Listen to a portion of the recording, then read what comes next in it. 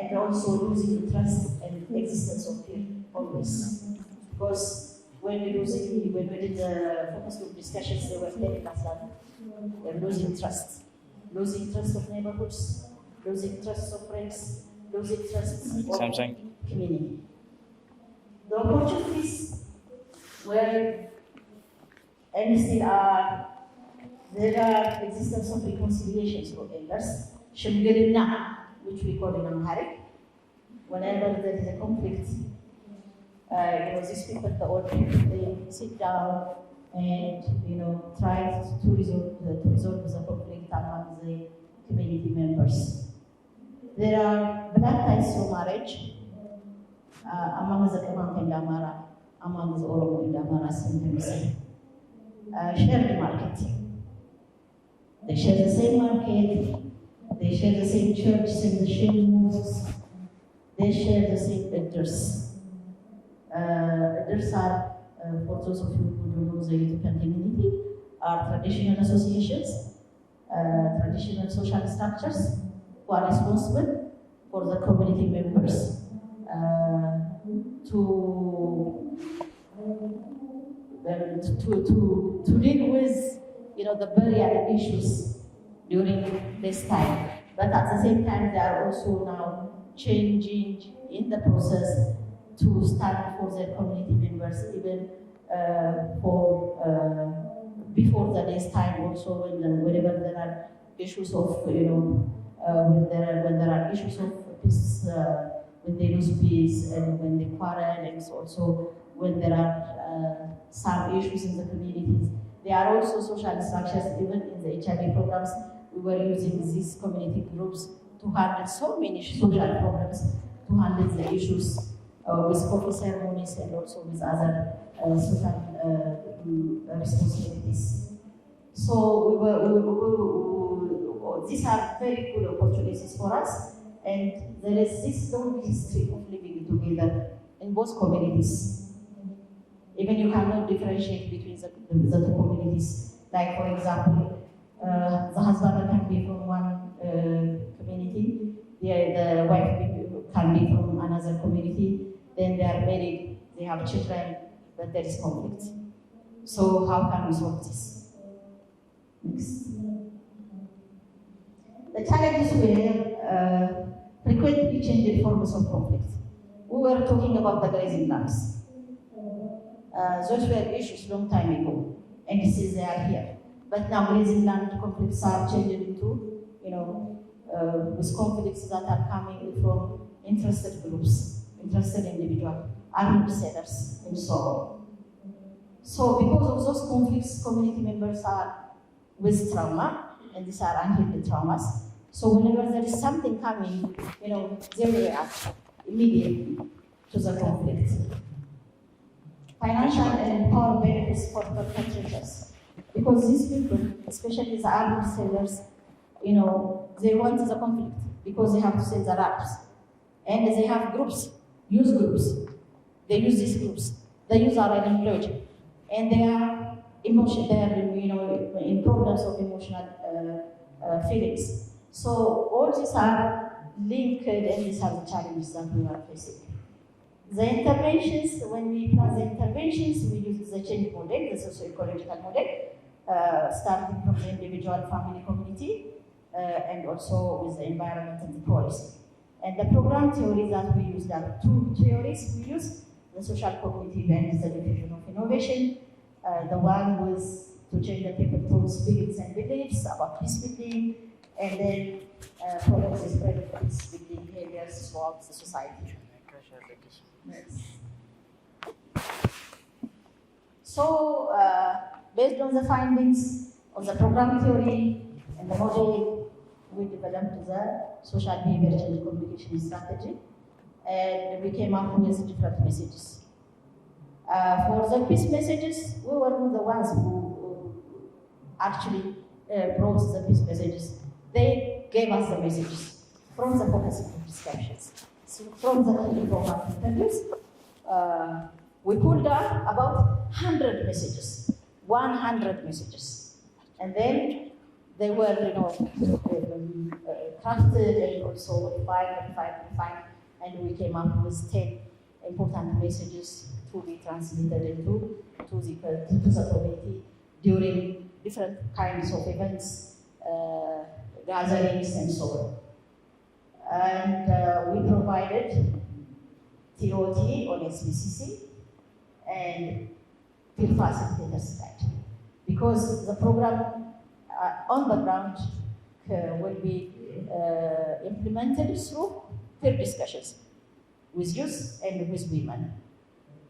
So peer facilitators trained, and now the discussions are on board.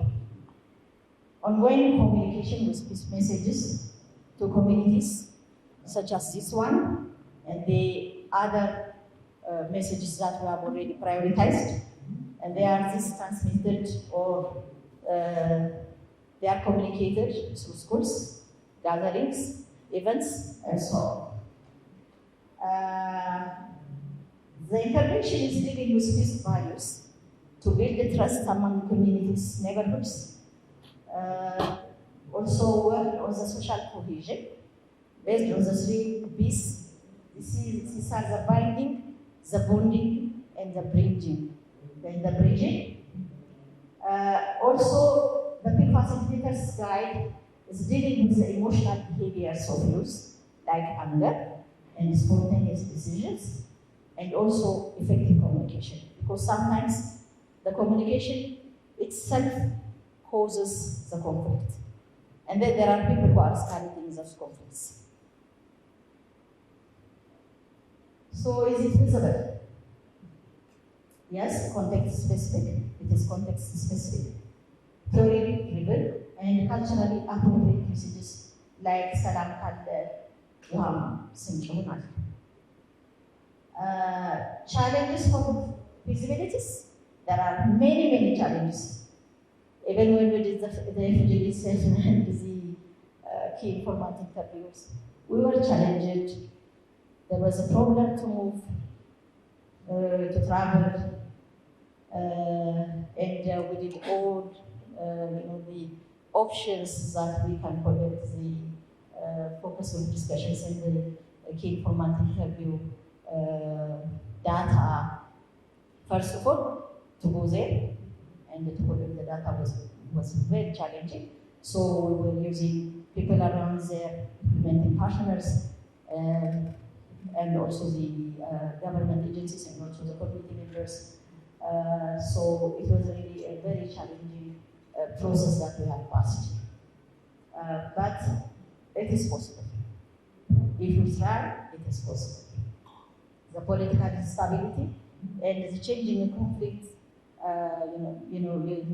the causes, the power dynamics, and the media landscape, the technology. It is applicable, it reaches large audiences and the diverse channels because we can use the media. We are using the peer facilitators and the peer discussions. We are going down to the community with the women groups and also with the youth groups. So this is, it needs ongoing communication and the community engagement, and also to deal with changing conflict systems, kind of things, always coming with the different conflicts. We have to have the ongoing communication and redesign our program accordingly. We recommend that we have to think about SBCC beyond health, because I have been working on health for about 20 years with SBCC, but I think we can also use for other disciplines, for other programs, for other behaviors, and this is one try, the first try that we have done for us. We have to integrate SBCC with other disciplines and start early on problems. Because the problem is, if you start after the conflict has escalated, it is very difficult to come to result. But identify problems early and react early. If we react early, we can be successful. But the problem is, we don't react early most of the time, then problem is complex and it's very difficult to resolve. That's all I have to say. If you have any questions, I'm ready to answer. And my colleagues are also here.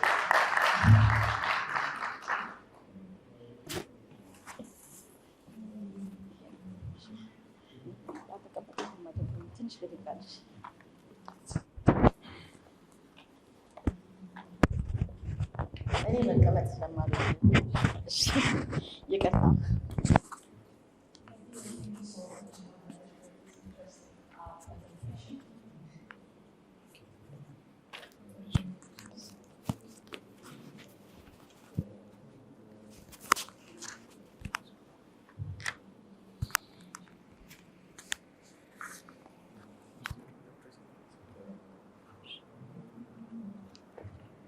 Thank you so much for the excellent presentation. I'm so glad that we can see the actual realization of SBC in other sectors such as peace, which is very important for us. And thank you for going through all the steps that you went through. And that's really amazing. That's one of the discussion points that was raised in the panel. SBC should be used in sectors other than health. And thank you for being a pioneer to do that. So now it will be a time for reflection and questions. So we will have 15 minutes. So if you have questions, you can raise your hands and then they will respond.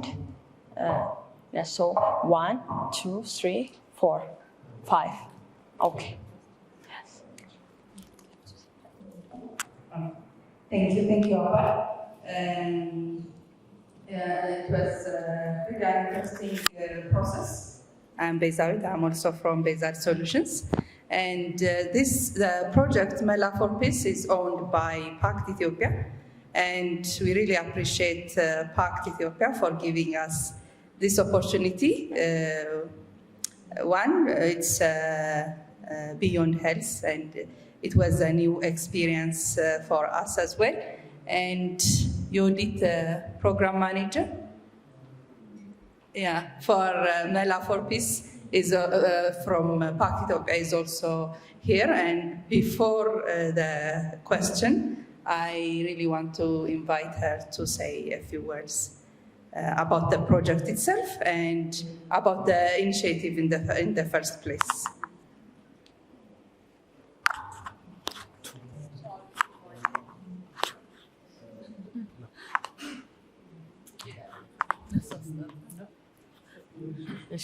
Good morning. I'm happy to be invited and to say a few things about Mela.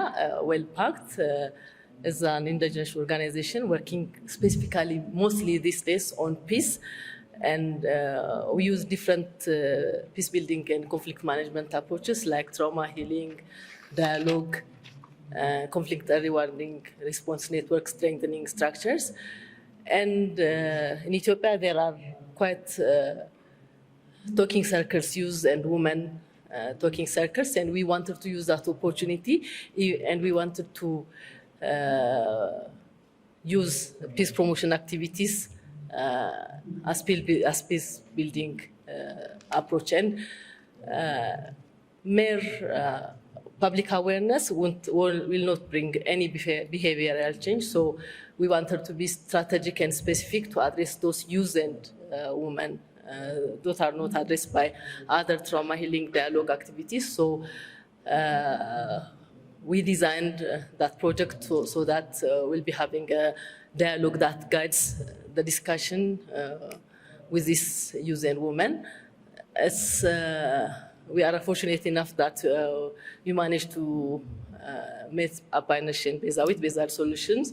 It was a difficult process because there was no reference to develop that SBCC in terms of peace building and conflict management. This was all about Mela. They gave me just a minute. So we will have 1 minute for each question. Then we will thank you for the nice presentation, and you are touching the untouchable. That's great, and anxiety. You just cross the border and doing this piece never been done before, and SBC can work in different areas. So in the coming time, we will see in a market in different areas. So my question, like this comment is maybe on your result part, unemployment, unhealed trauma are some of the cause of reason. Policymakers and different people may see this, and the implementation will be based on this recommendation. So are you comfortable? Is it these are the only causes for conflict from your finding? Because we need to recommend more, and people has to do on that part. Thank you so much.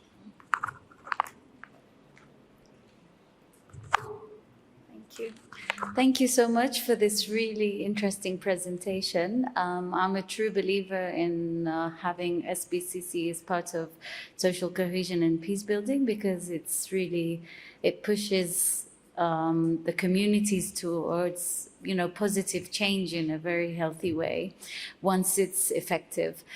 I just have two quick questions. You said that you had developed a strategy for SBCC, but did you integrate social cohesion, peace building into an existing SBC strategy, or did you develop one like from scratch based on peace building concepts? That's my first question. And secondly, were you able to measure any of the outcomes of these interventions with having the basically engaged with the community through different means that you'd mentioned?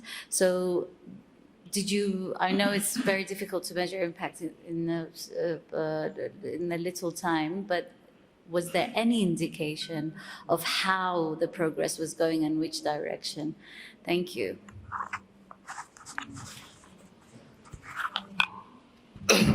Okay. Thank you, Abai. Thank you so much for your nice presentation.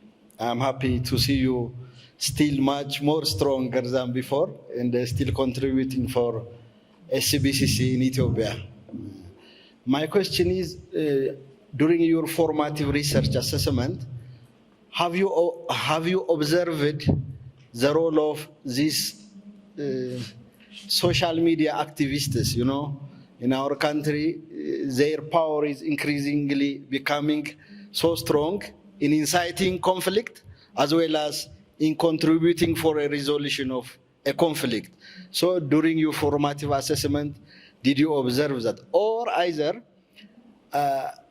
did you try to address these activists in your strategy while you designed? Because command area in the Kamise, we know how much sensitive they are in Ethiopian politics, especially how much there were issues on social media. That is my question. Thank you.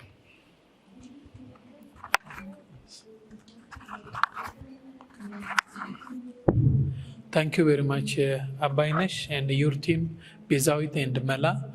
I have two questions. One thing, the first thing, your topic is very sensitive, right?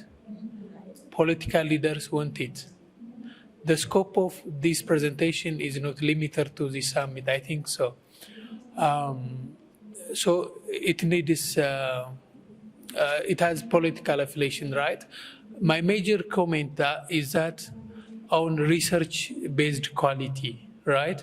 How much you control the quality. For example, the sampling procedure, right? You take Kamise and Command. So how do you collect your research? So sampling procedure is my question, one thing. The other thing, trustworthiness. In qualitative research, trustworthiness or rigor is very important. Both conformability, dependability, transferability matters.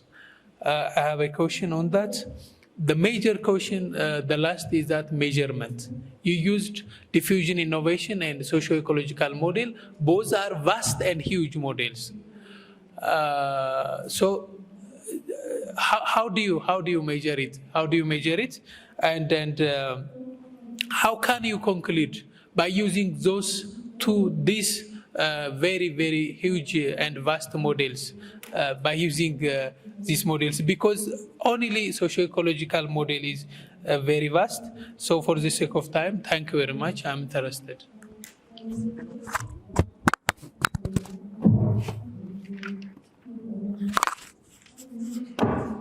thank you very much. We only have 5 minutes for the answer. So I will give. If you have any question, you can have her in the break time and discuss with her. But now the second presentation is pending, so we'll go to. Yeah. I just try to speed up. Thank you for the questions. So, how you started from scratch? There was this question from scratch. Yes, we have started from scratch.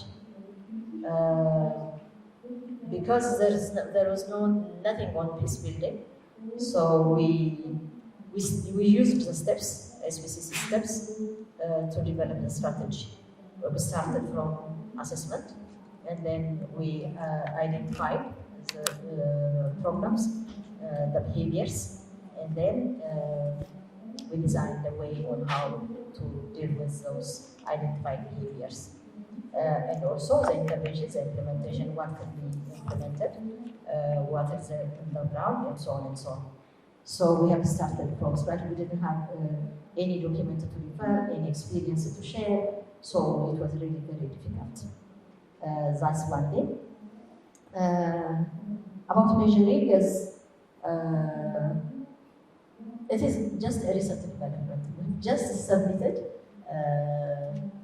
the final papers, but before submitting the final papers, there was the intervention going on. You know, you just can't have this. We are communicating with the command program and also with the Kamise program, with the people there who are on the ground implementing, especially in Gondar. They were saying that really they're really amazed about. They were asked if you have started this earlier, we have not been going through all these damages and problems. So that's why I said start early. There are indications, not outcomes actually, but there are indications that show that there are changes. The other one is about the social media activities. The technology is playing with us. It's a very high contribution from the social media activists in escalating the conflicts. But what we have to do is we are acting on those who are receiving messages from the social activists. So we are working to empower them to say, but no, but no. Let me say this in Amharic. ወጣቶቹም ሆኑ ሴቶቹ በቃን እንዲሉ ማድረግ ማለት ነው። እሱን እስካላደረግን ድረስ we cannot pass the challenge from the social media. በቃን አናይም፣ አንቀበልም፣ ሰላምን እንፈልጋለን እንዲሉ ማድረግ ነው የኛ ስራ። እኛ የምንሰራው ተቀብለው ሜሴጁን ኮንፍሊክት በሚፈጥሩና ኮንፍሊክት ኤስካሌት በሚያደርጉ ሰዎች ላይ። ስለዚህ they have to say enough is enough. So ያንን ለመስራት ግን we have to go to the ground with the peer discussion, with the peer facilitators, and that's what's happening in Command actually. በቃን አይተነዋል፣ በቃን እያሉ ነው። ያን በመሆኑ ነው አሁን ባለው ሲቹዌሽን እንኳን እዛ አካባቢ በጣም ይፈላል ተብሎ ይጠበቅ የነበረው ነገር ትንሽ ሰፕሬስ የመደረግ ሁኔታ ያለበት። ስለዚህ አይ ቲንክ ኢናፍ ኢዝ ኢናፍ እንዲሉ ማድረግ ነው የኛ ስራ። ሶሻል አክቲቪስቶቹን አቆሙ ማለት አንችልም። It is a matter of money ብያቸዋለሁ። ገንዘብ ነው የሚሰሩት እነሱ at the expense of people's lives. ስለዚህ ማን ነው በቃኝ ማለት ያለው? ተቀባይ በቃኝ እንዲል ማድረግ መቻል አለበት። That's what we are doing. ሌላው it's about the ሴንሲቲቭ ነው። የስ ሴንሲቲቭ ነው። በጣም ሴንሲቲቭ ነው። በጣም ሴንሲቲቭ ኢሹ one of the big challenges. The issues were sensitive. The women were crying on the focus group discussion.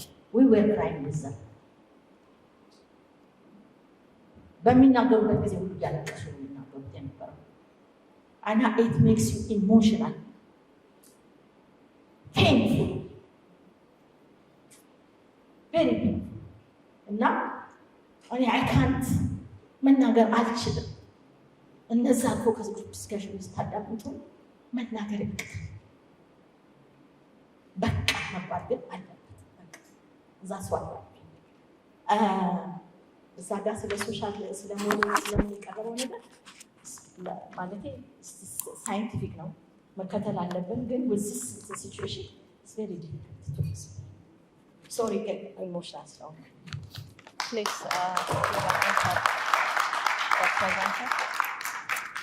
Thank you so much for your presentation. If your team can stand up and everybody can see you, so that if they have any question, they can contact you. If the team with Mr. Abainesh, please stand up and everybody. Yes, so you can ask them any question that you have after in the break. So please give them warm hands up one more time. Yes. Thank you so much. So the second presentation will continue now, and the announcement that we have is during the breaks, the tea breaks and the lunchtime, please go to the poster presentation. They will be standing there to give you, yes, and the booth session. So go to them, talk to them. There's also another knowledge there that needs to be shared. So please do that. Thank you very much.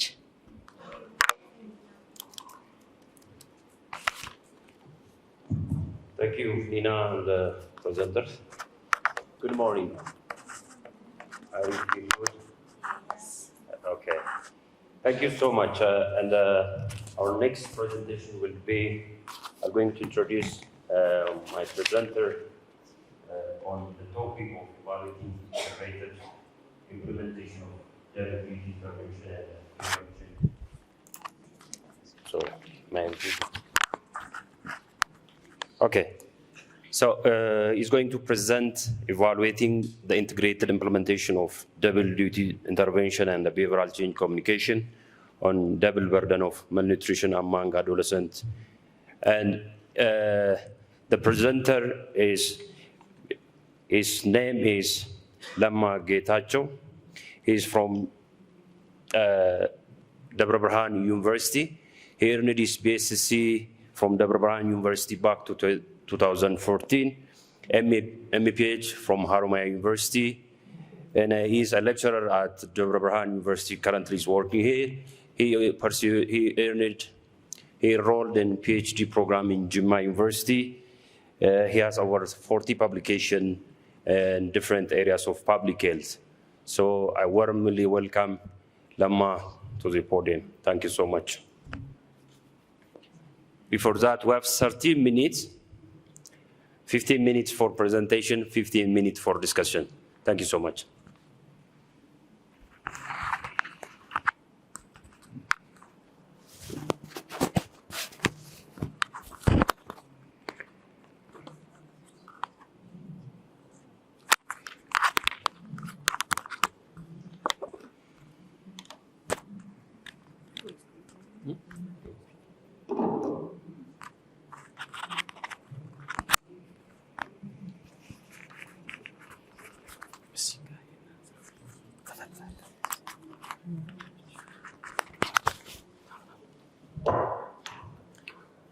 Okay, sorry. Thank you, the chairperson, the moderator. So sorry for some interruption. So as the moderator says, my topic is about evaluating the integrated application or implementation of double duty intervention and that of nutrition behavior change communication on double burden of malnutrition among adolescents in central Ethiopia by using a cluster randomized controlled trial. So this is about the authors. So as background or as an introduction, as we know, double burden of malnutrition refers to the simultaneous coexistence or occurrence of both undernutrition and overnutrition among the same individuals or household at the national or international level throughout the life course of individuals. When we say it occurs at individual levels, if one individual have an overweight or obesity and some other micronutrient deficiencies, or such as mineral deficiency and vitamin deficiency, it can be considered as a double burden. Or at household level, when a mother have obesity or undernutrition and her child or other member of the household have either one type of the malnutrition, it can be considered as a double burden of malnutrition at household level. Whereas when you say at the population level, just it may be at the community level or at the national or international level, if the occurrence of undernutrition and overnutrition at the same community or at the same population level considered as the occurrence of this double burden of malnutrition at population level. Now it is one of the most common or growing public health concern globally or nationally. And it is one of the concerns for food and nutrition policy, especially in low income and middle income nations, including Ethiopia. For surprisingly, the double burden of malnutrition can be higher in low income that of well-developed countries. Because of that, still we are in the era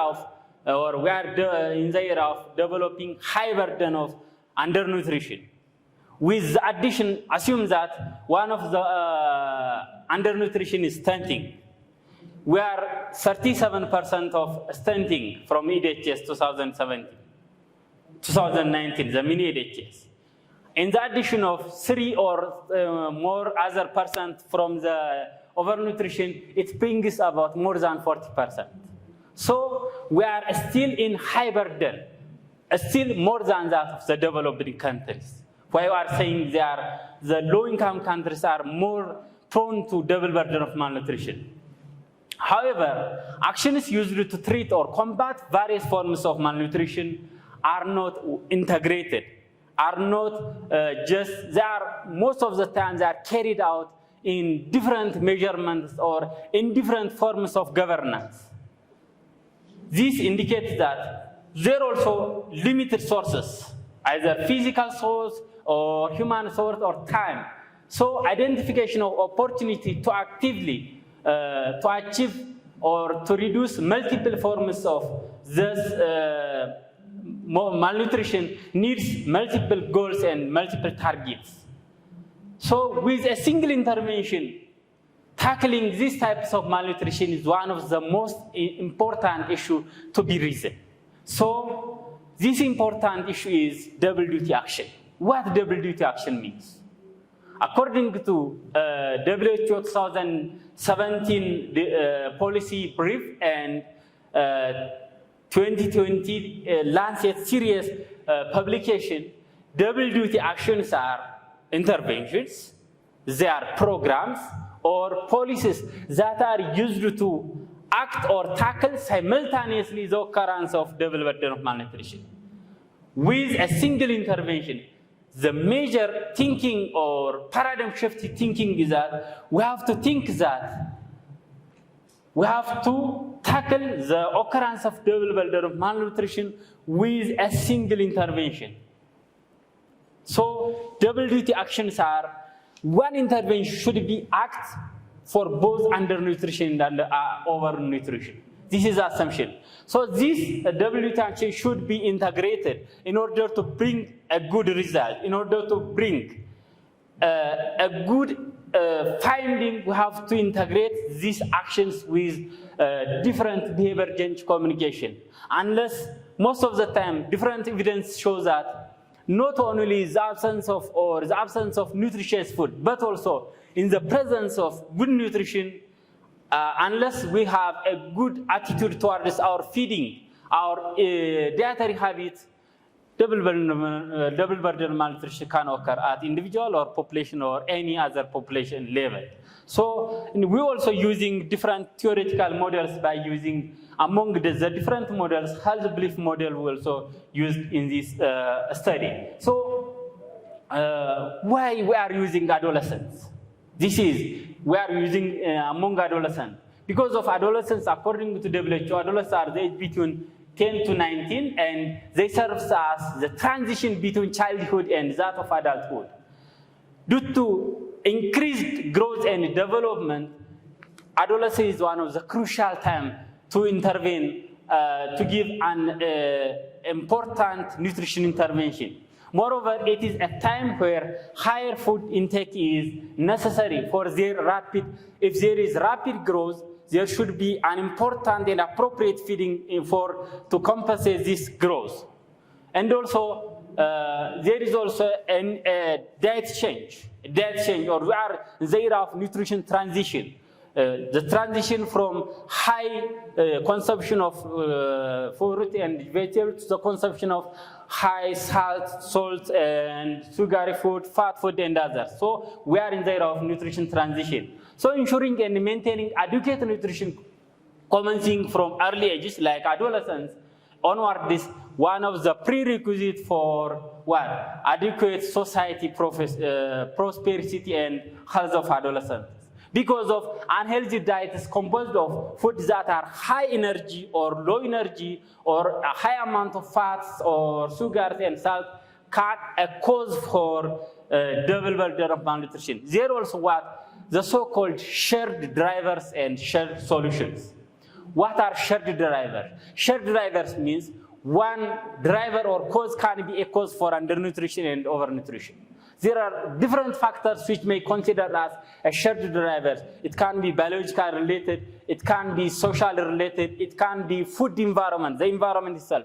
The food what we get, the food around us.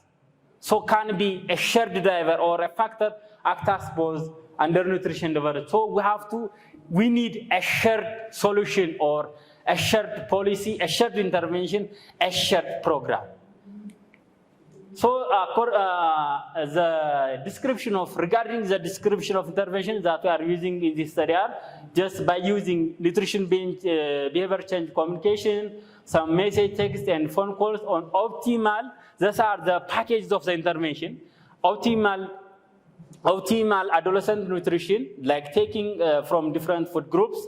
The other one is taking or doing a moderate physical intensity, physical exercise. Also, prevention of undue harm from energy-dense foods, like taking just processed, avoiding junk foods, avoid fizzy or some sweetening drinks, sweet fast foods and chips, like minimizing salt, sugar, and others. One of the intervention package. The other, promotion or how to control market food from the customer side, like packed food and soft drinks. And then the other package was on consequences and causes of double burden malnutrition, the frequency or size, the dose, and the responsive person were. What were the compliance parameters? How we measure the compliance matter, the number of attendants who attend the NVCC or the message text and the phone call, as well as the frequency of attendance and the number of attendants who received leaflet and other package of the intervention. So what are the methodology?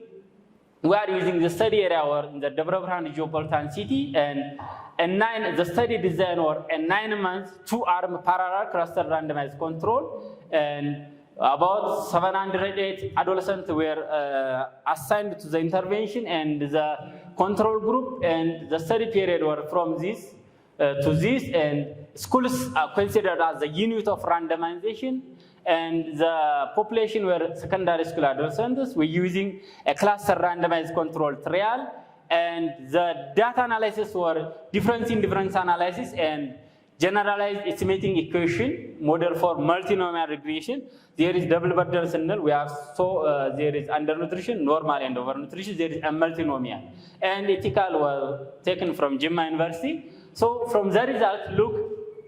At the beginning, where 745 participants were enrolled, but During the baseline data collection, about 742, among 375 were intervention and 367 were in the control group. And after the end line, at the end line, there are 708 adolescents were strictly adhered to the protocol, and the data analysis were done among the participants. This is the difference in difference analysis. Like the thinness, the normal, and the overnutrition among double burden. When you say double burden, just among adolescents, we consider just 3 nominal terms. And among thinness, there are about 4.7 reduction. In the overnutrition, there are about 2.2% reduction. The overall reduction about 7%, 3.9. So another, the GE model, that's the previous one, the difference in difference analysis, whereas according to the general estimating model using a multinomial regression, we use just 3 terms, and about the adjusted ratio, about 67.3% were reduced. Those who are in thinness compared with the normal group, about 67.3% are less likely to have this thinness. Whereas the overnutrition, about 49.2% have less likely to have this overnutrition compared to the normal one. And the other one is the group, the intervention and the control group, about 34% are, the intervention group are less likely, 34% less likely to have DM, and the other one is the time, the end line group about 1.4 times those who have low DBM compared to the baseline. This is the time group interaction, about 1.6. 5-6 times that the end line to that of the intervention interaction has compared to the other groups. So finally, as a conclusion, the study applied the effect of WT intervention with that of some nutrition behavior change communication and that of health belief model in order to increase the inductance as well as the acceptance of the intervention. Accordingly, the intervention group had lower prevalence of DM compared to that of control group, and about 70% less have compared to that of the control group. After controlling different confounding variables in the GE model, again, the intervention group had lower amount of double burden of malnutrition compared with that of the control group. So, as a recommendation, it is recommended that WT intervention should be integrated with the nutrition behavior communication in that of health belief model to increase acceptance and that of the inductance of the intervention, as well as the national guidelines and policy should be include this WT intervention as a WT or as a shared solution, a shared policy and a shared intervention. Finally, we recommend that there should be conducted or disseminated or large scale to increase the acceptance as well as to increase or to integrate this WT intervention in the policy. We need another more national level scale studies. So finally, I would like to say thank you. This is all about my presentation. Thank you so much, Lemma.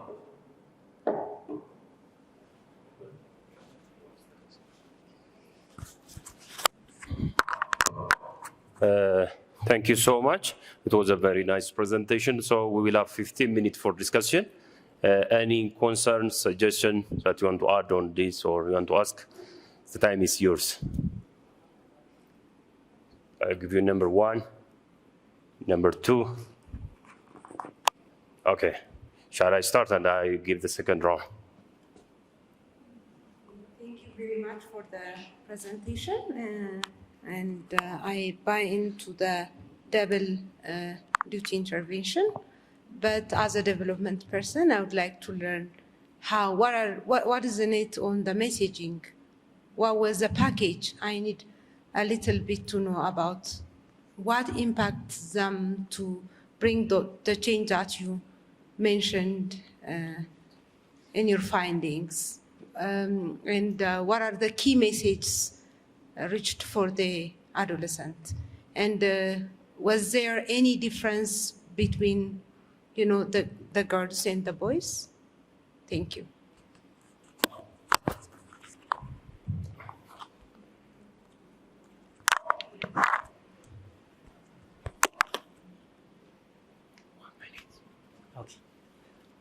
Okay, thank you very much. First of all, I want to appreciate Lama for the nice presentations, as well as presenting one of the public health, major public health important topics. So saying that, I do have two questions. The first, or three questions, yeah. The first one is, I think your study population is adolescent. So how much it is feasible or effective of doing these interventions on those adolescents rather than their families. The other thing, I think you have said there is applications of theory and models, especially the health belief models. So how you apply that model? Because as you have said also, it is also applied for policy and guideline, but the health belief model is mainly applied for the perception or individual perceptions. So using that models, how much you can say it is applicable for policy and guidelines. I think it would be better if you apply the socio-ecological model and the like, you can say that one. The third question is on the message developed. What criteria, what steps do you follow on developing that message? Because there is also, even if you apply the models, so there is also a steps to develop a message and materials to have an effective intervention. So that's my question. Thank you. Thank you. From this side, any additional?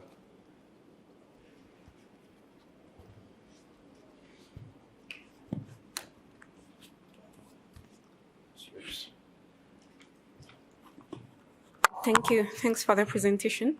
So I'd like to understand if you measured attitudes and knowledge and eventually practices, and if you did, how you went about defining indicators. Thank you. I think let you respond for the first round. Thank you for your important comments and questions. So I will take the comments as a comment and just I will write some my intention for the questions. Starting from the first question, which is what is the home take message from this WT intervention? Just as I try to forward about what WT intervention.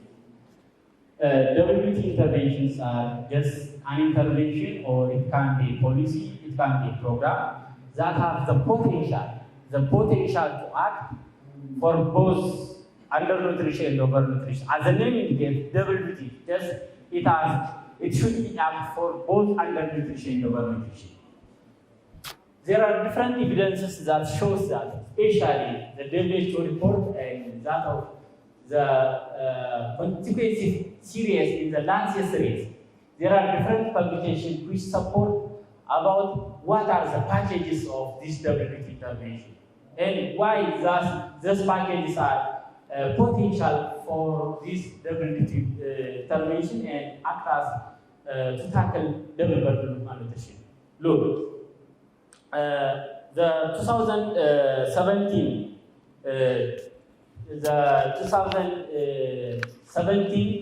WHO policy brief recommends 10 possible packages or 10 possible candidates for WT actions.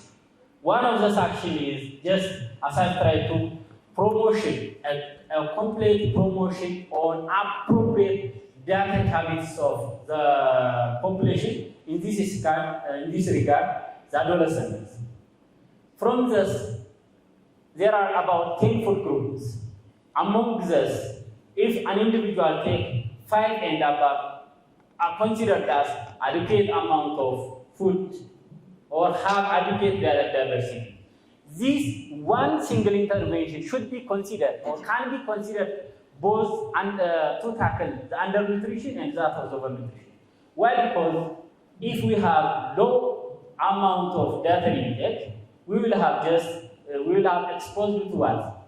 Exposed to undernutrition. At the same time, if we have a monotheist, the same food, take for over time, just consider as from if one take fast food for commonly for continuous monotheist diet, you will expose to what? Both undernutrition and overnutrition. So one common food, common monotheist food, should be responsible for both undernutrition and overnutrition. So if we have act or an intervention for the dietary habits of individuals or adolescents, it considers as development.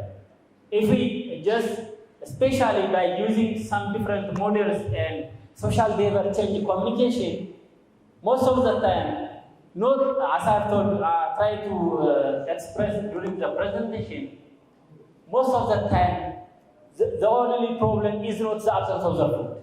There is food, but the way we are eating that food is different. So we need a paradigm shift thinking on our feeding habits, on the way we eat. Just assume that, take an example.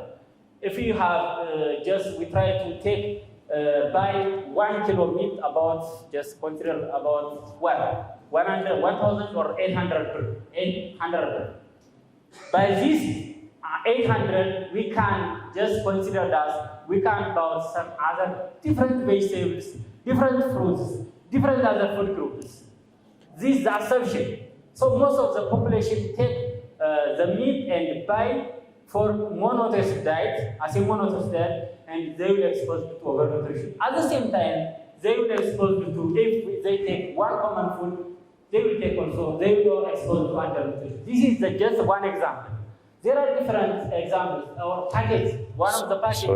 Sorry to be on time. Would you proceed to the next question about the message development and have you measured the attitude part? To be on time. Thank you so much. Okay, thank you. The other question is that adolescents, how much it is feasible rather than their families? I think, as I've tried to, adolescents are one of just from different opportunities, the second window of opportunity to tackle different health-related problems among these developmental malnutrition. This is one of the most important window of opportunity, because they are the base for different social constructs. So we try to consider their families by calling phones, but the major nutrition behavior communication and the packages given for the adolescents, but we try to consider their families' parents by through phone call. So the major intervention was given for them, but we try to compare or include their families. The other one is health brief model. We try to use health brief model, which are about 6 major constructs. Those constructs majorly assess the perception of individuals. But we try to integrate the intervention packages and the health brief model, and we try to develop about 29 questions by using the constructs and the packages, and we try to assess as a baseline and baseline, and we try to calculate the difference due to the intervention and after the intervention. This is all about. I think having assessed the attitude and the knowledge, yes, I have tried to assess the knowledge as a baseline and as the endline. Due to the limitation of PowerPoint, I didn't include this, but I consider it. Thank you. Thank you so much. I think you can talk in private during break time. So very wonderful time we have had.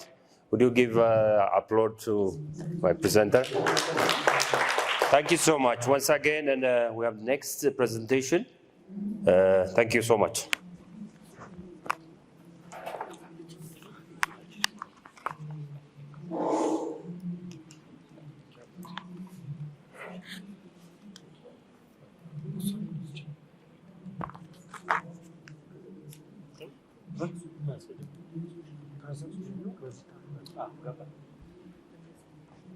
Okay, good morning once again. Dear Nacho. My name is Nadalaka from Oromia Federal Bureau, SBC officer. We are left with one presentation for this morning. Our next presenter will be Mr. Mogas. Mr. Mogas is a sociologist by profession. He received a sociology and social administration from Addis Ababa University and a master's degree from Indira Gandhi Open University. Mr. Mogas worked as a social and behavioral change practitioner for more than a decade for different national and international organizations as well as UN agencies, including John Hopkins University, Pathfinder, JHU, Pathfinder International, Save the Children Ethiopia, and currently working for UNICEF as SBC officer based in Mekelle. He is working on multiple social and behavioral change, so different projects centered mainly around SBC, knowledge management, research, and also community engagement touching COVID-19, immunization, WASH, PHCT, child protection, and also education. Now, he is going to present building a robust foundation in Ethiopia, especially Tigray and Amhara region, mother's knowledge and the skill improvement on infant and young child feeding, so mother support group. So, Mr. Mogas, you have maximum 15 minutes present, so you are very welcome.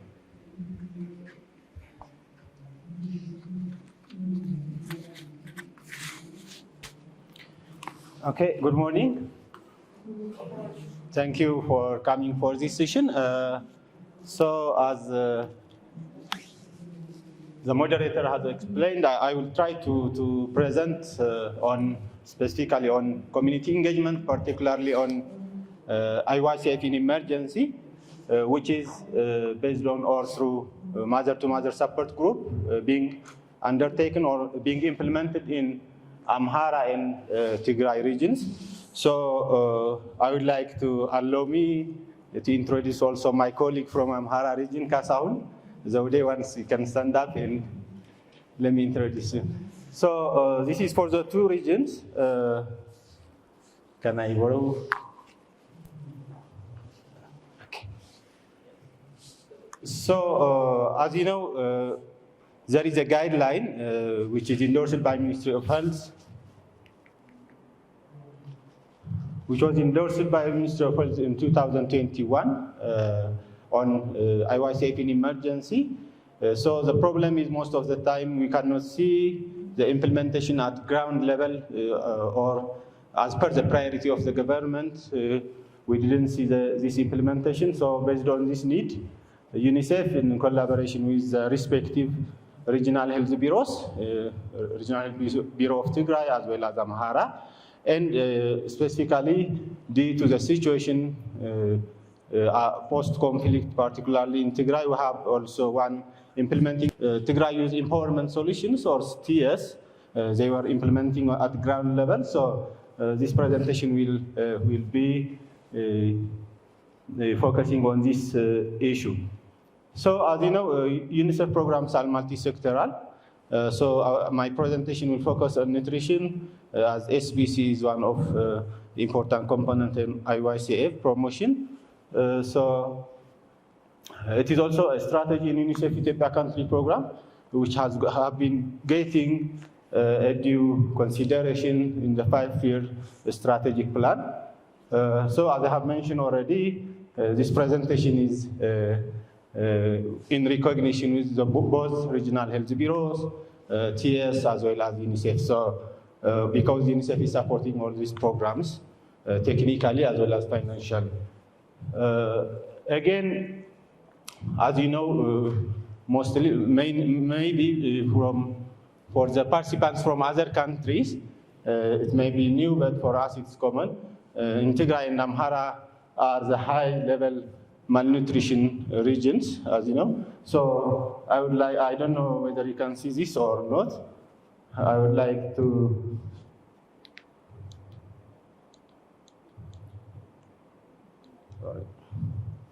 So I would like to demonstrate the recent evidences regarding malnutrition in Tigray as well as Amhara.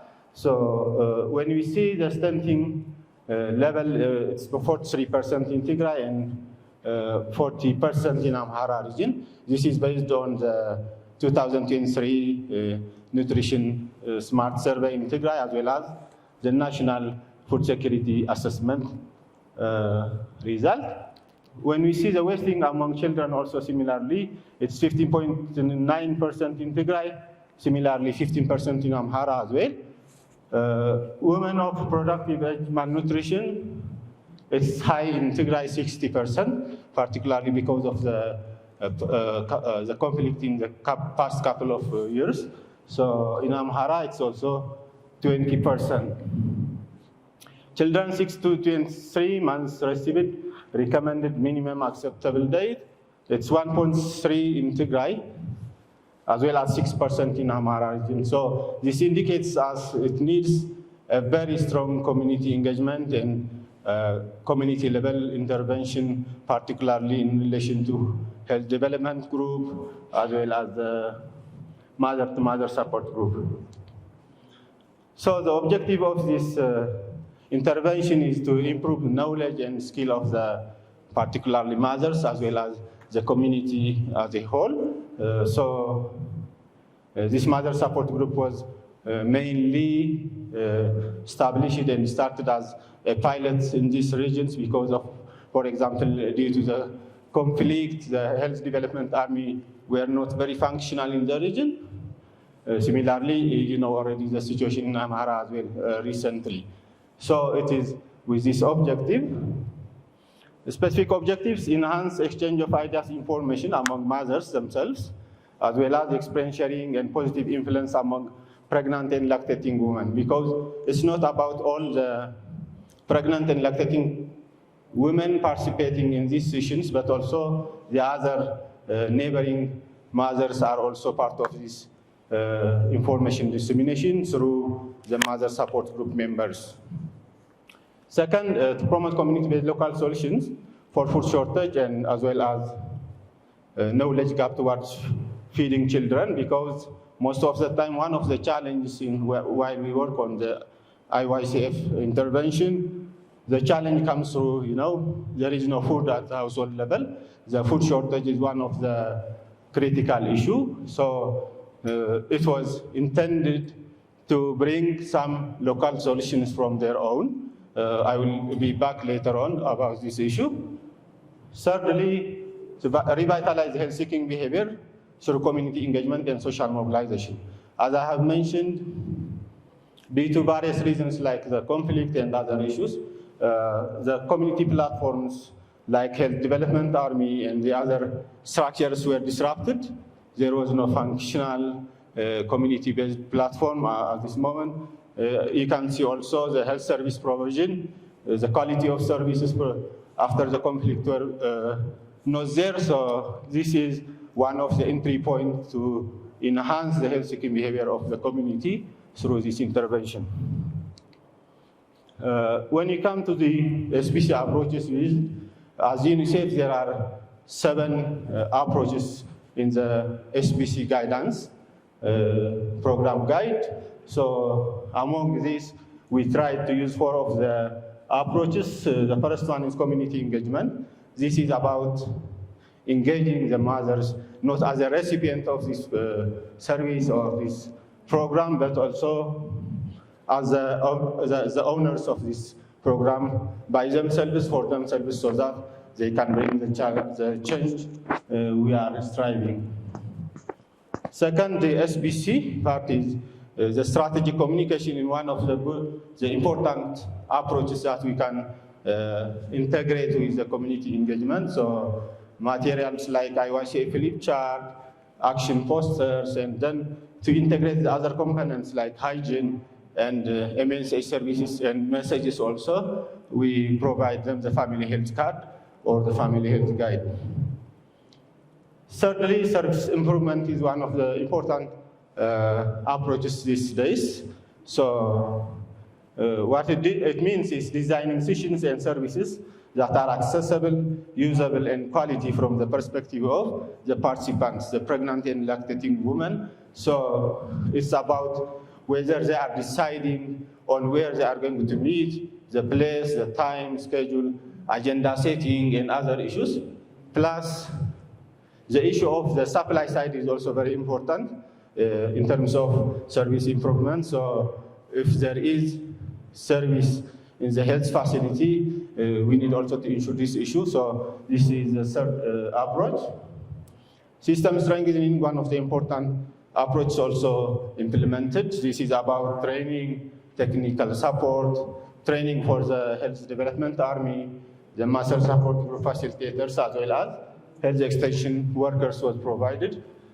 Beyond that, there was also sensitization with religious leaders, other community influentials, so as to create the enabling environment where these mothers can bring the desired change in terms of IYCF program.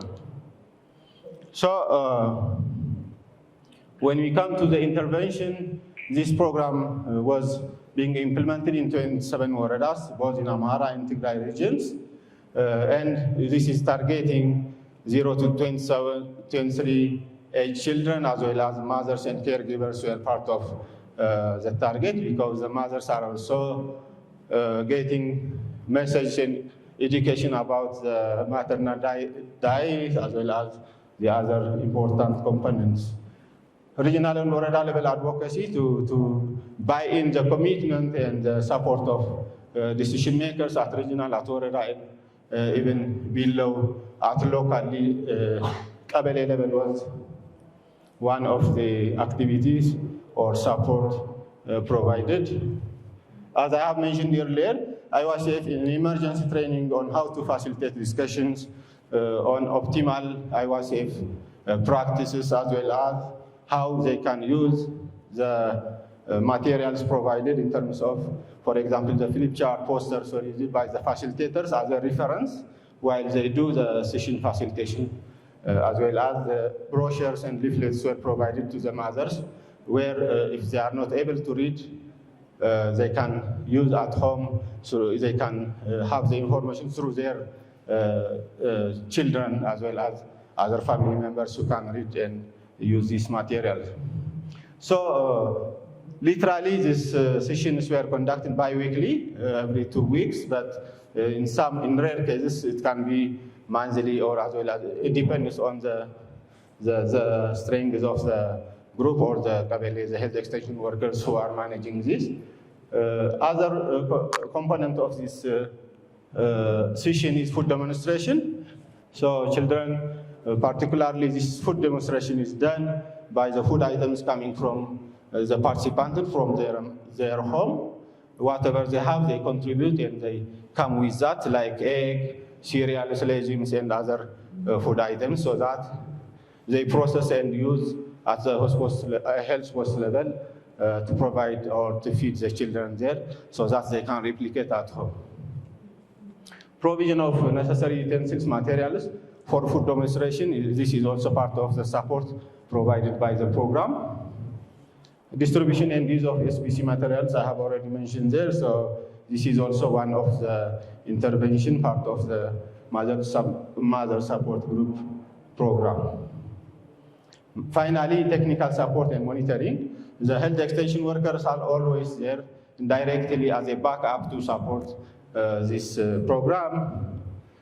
Again, at regional level, a team composed of regional health bureau, the partner, as well as UNICEF, periodically monitor this program and then provide recommendations on gaps observed during the monitoring program. So when we see the results, I think when I say results, it's progress monitoring result, not the end. We didn't do the evaluation of the program so that we can say this kind of comprehensive program has been, results has been obtained, but there are indications of the success of the program. So as an output, more than 77,000 pregnant and lactating women were engaged in these sessions, particularly focusing on ISF, but there are also other issues raised and discussed to raise our knowledge as well as skill of this pregnant and lactating woman. Enhanced demand for participation. It was also an inspiring practice for the mothers who are not member of the mother-to-mother support group. So from time to time, there are interests from the community, from the mothers, to join this kind of sessions as well as to join the program. We do also jointly house-to-house visit, not only the health post and the sessions. So we observed also, a lot of considerable number of these mother-to-mother support group members try to practice this behavior at household level. So there is still a question of a challenge of the availability of food at household level. A remarkable improvement in mother and child health service uptake. We tried also to analyze the data at Wareda and health center, health facility level. We couldn't include this data because of the limitation of the slides, but we have observed also improvement in terms of screening coverage for nutrition, in terms of SAMEN, MAM cases reduction in this targeted area. Plus in EPI also, we cannot say solely this is because of the contribution of this mother-to-mother support group, but we can surely say there is a contribution towards the improvement of the service uptake as well. So, again, we tried also to monitor some of the health posts, the Kabeles, where this mother-to-mother support group is being undertaken. So there are good initiatives to ensure sustainability of this mother-to-mother support group discussions in terms of, for example, bringing or contributing money every time they meet for the sake of, offering for the coffee ceremony and other issues during the meeting they meet. Establish demonstration kitchen gardens using different approaches.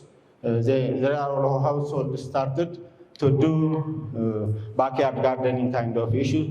Even though there is no land, they try to, with whatever materials they have in their home. This is not done only at household level, but also there are also health facilities like Howard Health Center, where there are also fruit and other gardening best practices, which can share experience with the community, as well as they are also using it as a source of income for the health center similarly.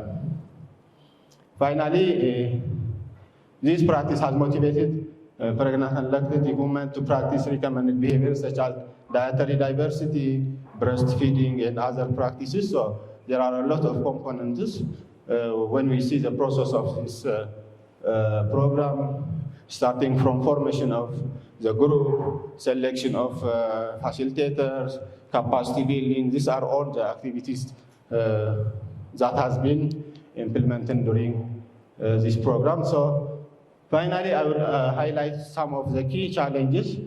Some of them are not specifically to the IYCF only, but overall to the general health service, to that catchment. So the ambulance problem, water supply shortage. So we try to do advocacy with the Wareda as well as with the regional counterparts, the government counterparts. So that is one of the issues. Funding is also another problem, because these practices, there is a very high demand from the community as well as from the Waredas to expand this kind of practices, but the funding issue is also another issue. So all partners working on this area has to be engaged to support this kind of program. Finally, the key challenge in this area is, particularly in the recent drought-like situation in Amhara and Tigray, it is very difficult for the mothers to come the food items from their house, as well as to subsidize or to have subsistence food availability at household level. So these are some of the key challenges we have faced. So finally, as a conclusion and recommendation, we have got a lesson that experience sharing is very important, because during the discussion sessions, some of the participants who have joined the groups earlier, like these are lactating women, so they can share their experience, what they have benefited from decisions to the newly joining pregnant women and other group members. Skill building is one of the gaps. Although they have knowledge, they don't know how they can prepare for it for their children, so they have got a good skill also. So community ownership, mobilization of local resources are some of the important issues we recommend. The knowledge and experience can be adapted to different contexts. We are doing this in the community, so it can be also implemented in emergency settings like in the IDPs and other different contexts, which is important. Thirdly, holistic approach integrating all with this maternal and child health, hygiene and other issues are also has to be part of this kind of sessions and programs, so that there will be a very comprehensive result in terms of having impact on the mothers. Using locally feasible technologies, one of the challenges from the community, from the mothers were like when they bring the legumes, cereals and other important food items from their home to the health post, there was a problem of having processing these items, so that we tried to provide some grinding machines, very manual and very small scale, so that they can do it by themselves. They can prepare the food at the health post level, so that these kind of initiatives are very important. A special focus on barriers and misconception silos. Okay, thank you. Thank you for your excellent presentation. Please give a round of applause for. Okay, now the time for reflection. And you can thank especially for attending this presentation. So, if you use maximum 10 minutes, ask the next, or give a chance for the audience. Okay.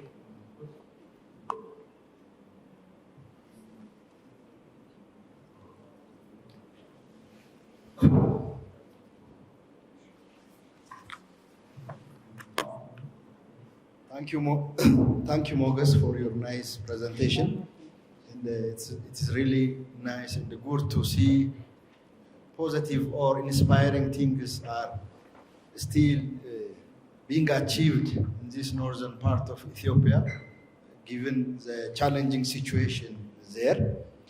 Maybe my question is related with husbands and maybe males. It is well documented or well known the role of the husbands or males in promoting optimal IYCF. So maybe at least in order to sustain this mother support group, how do you evaluate, or I wish you reflect on this role of husbands, especially to engage them for sustainability. Thank you.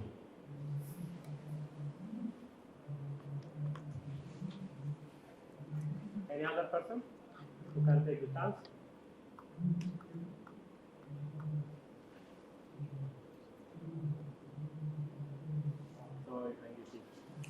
No additional question. Okay, thank you. I think it is very important question in terms of partner engagement. We also reviewed this issue, identified and provided feedback to the health extension workers as well as the mother support group. So husbands are engaged only in terms of as a Kabele leader or a kind of issue in terms of the sensitization or a kind of other gatherings in the health post or health center. So I think we will take it. We have also observed it, and then we have provided recommendation, because at a routine basis, this husbands has to be part of these sessions. But our intention was, for us to have to scale up what is being done by the mothers, so that we can also think of this kind of issues also. So it's very important and crucial input we can take. Thank you.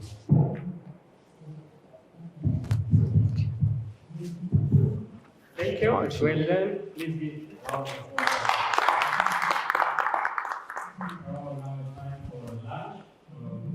Sorry.